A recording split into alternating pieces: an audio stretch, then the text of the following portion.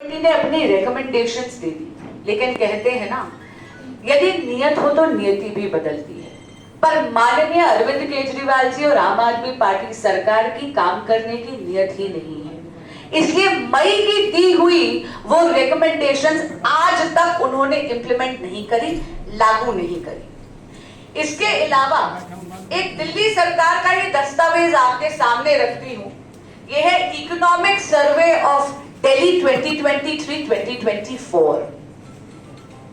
कोई भी सरकार अगर एक दशक से यहां पर सत्ता भोग रही तो स्वाभाविक सी बात है, आप उससे ये अपेक्षा करेंगे, खासकर कि अगर वो अपने हेल्थ मॉडल का बखान कर रही होगी, कि वो उस इंफ्रास्ट्रक्चर में दिल्ली के अस्पतालों में कुछ वृद्धि करेगी। लेकिन दिल्ली में एक दशक से एक नया अस्पताल अरविंद केजरीवाल जी की सरकार ने खोला नहीं।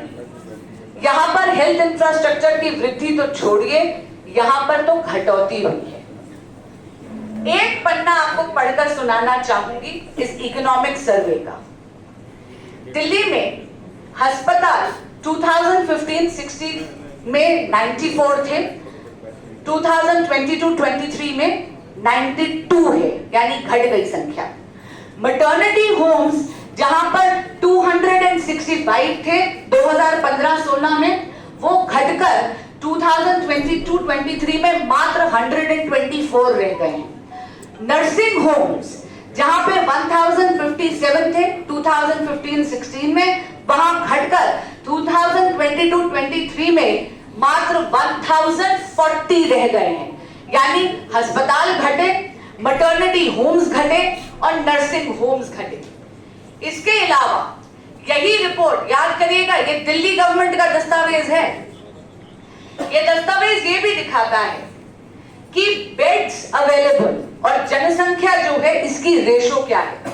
Beds in medical institutions and bed population ratio in Delhi from 2015 to 16 to 2022 to 23।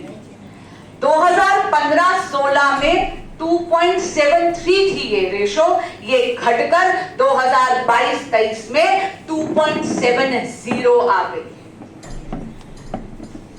अब हम बात करते हैं मोहल्ला क्लिनिक।